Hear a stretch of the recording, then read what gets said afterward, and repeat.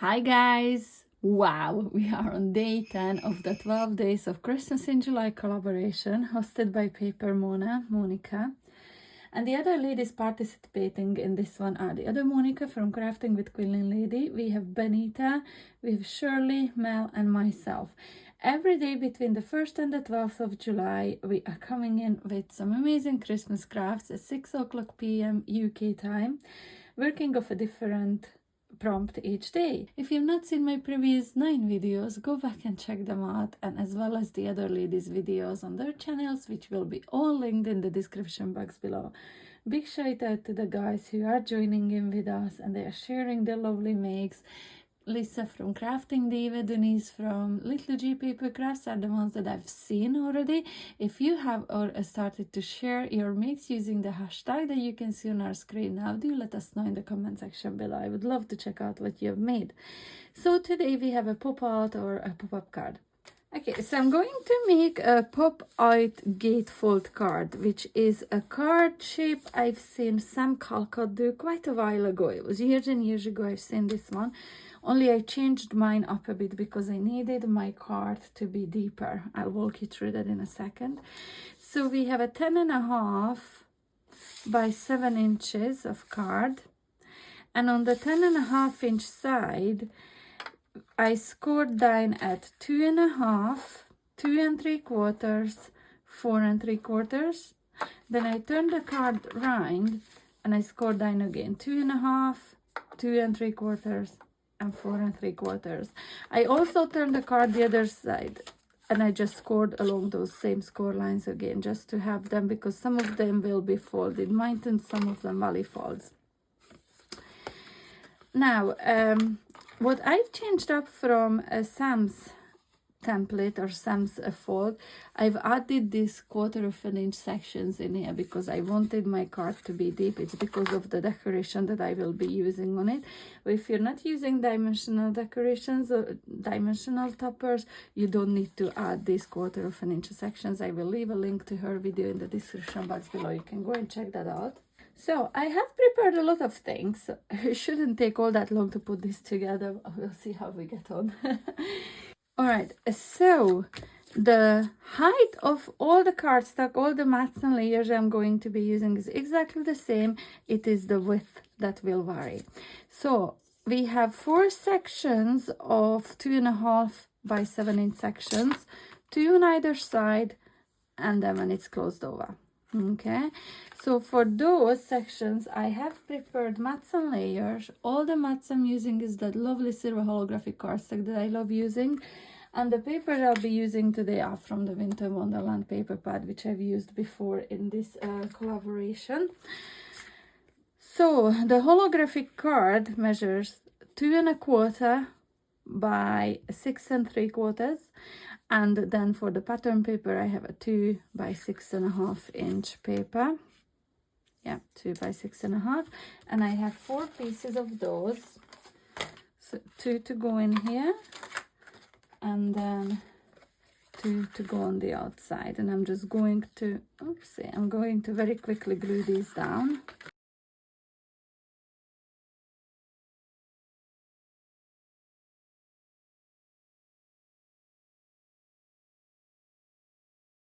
Okay, so these 4 panels are glued down now, and this feels so much sturdier already.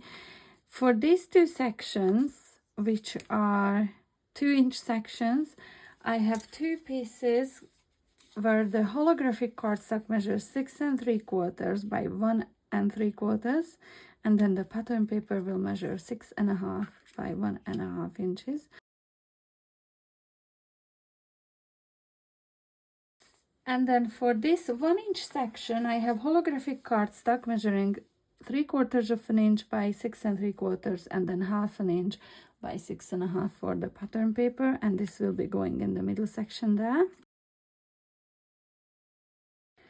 Now, just to finish off the base, just to finish off the card base, I have 4 strips of holographic cardstock here, which is 6 3/4 inch and just 1/8, so just a teeny tiny bit above the 1/8 inch mark. I just want to add this to these sections on both the inside and the outside of the card. I just want to strengthen up those areas as well. I don't want it to be floppy. So to do these, to add these, I think I'm just going to use my fine tip glue bottle. Okay, so this is my card base ready. I'm not going to add anything on the back because this is where the message will be going. So when I decide to write or stamp my message in a separate piece of card, I will be gluing those in there. But the measurements for these two are exactly the same as for these two. You could add an extra piece of pattern paper in here. I will decide that whenever it comes to Christmas time, and then I'll see. So the card will be closing up like so. My topper is gonna be sitting on this 1-inch section, and this is how the card will be displayed. Now, what I prepared for my topper is a snowflake. So this is the Crystal Snowflake 3D embossing folder and die set from Chloe's. I've checked, and this is still available on her website if anyone would like to check this out. This is amazing stuff. To me, this was the highlight of the Winter Wonderland collection. I actually last year made a couple of cards using this, and they were so very well received. I'm going to leave a link to that within the description box below if you'd like to check that out for just different inspiration. So we have this embossing folder, which is a lovely 3D one. It leaves so much detail in your snowflakes. Once you've embossed them, run through the die cutting machine, you can die cut those snowflakes as well. And I have mine. So this is the deboss side because I already added color to the emboss, but you can see in all that detail just how gorgeous these are. Okay, so I'm going to have mine blue just to go with my theme today. I'm going to show you what I used to add this color to them. So first I added to all three this Luna paste, and this one is the Stellar Aqua. I got this quite a while ago. I was back from Craft Stash, so I'm not sure where are these available, but they're fantastic stuff. I'll have a search, and if I can find these, I will leave a link to them somewhere. And then the layers just didn't sit away from each other. It didn't look like a very dimensional snowflake because all the colors were the same.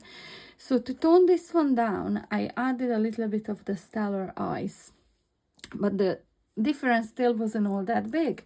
So I took these two and I spritzed some broken china distress spritz on them. So shake this up very well. It's lovely.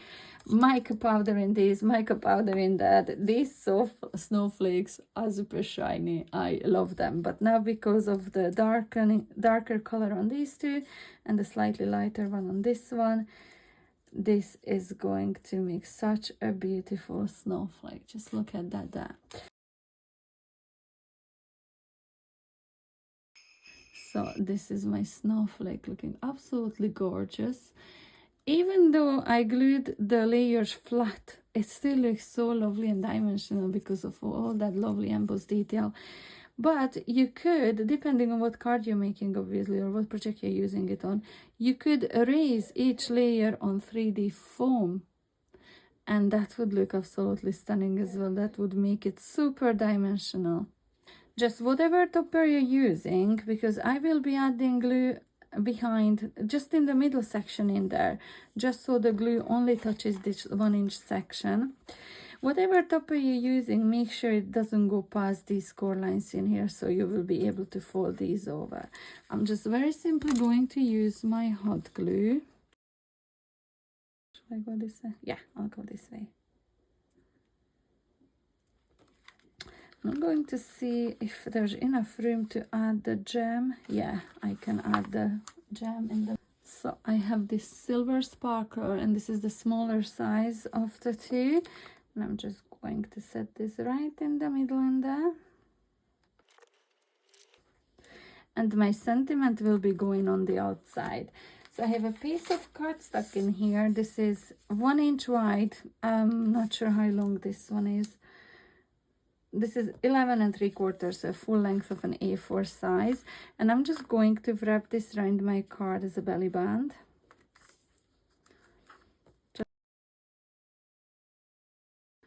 I added glue just to stick the ends together, like so.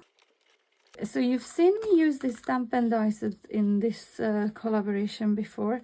think I used the detailed die cut and then the scripted die cut and layered those up together.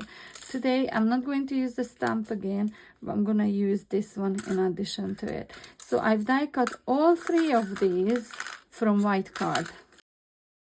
Then I left this die cut just white. I'm going to layer this on top. This was a white die cut as well.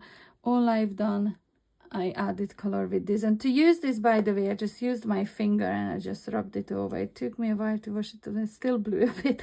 But yeah, that's how I done this, and that's how I added color to this too. I went darker, I added a bit of a spray onto the writing as well. This one I just left it blue.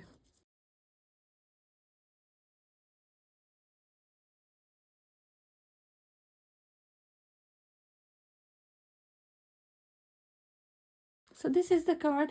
I'll probably make a new topper for this one because this is a bit misaligned, and if I started to pull that up now, it's well stuck down, it would just rip the cardstock.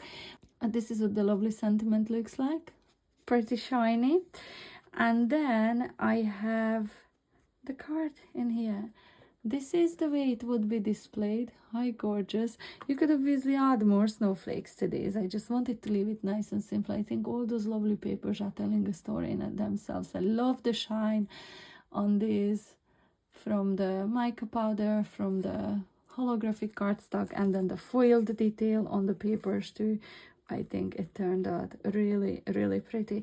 So I really hope you enjoyed today's tutorial, and if you did, do let me know in the comment section below. Make sure you subscribe to my channel, hit the notification bell so you get notified anytime I upload new videos. I'll add the playlist at the very end of this one, so you could go back and check out my previous videos in this collaboration. Make sure you go over to all the other ladies' channels linked in the description box below and check out what they have made. I cannot wait to see what they made for a fun pop-up or pop-out card today. So, and I'll see you back tomorrow with a really lovely prompt actually. I am looking forward to tomorrow's as well. So if you would like to find out what we are making tomorrow, make sure you check back at 6 p.m. UK time. See you then. Bye.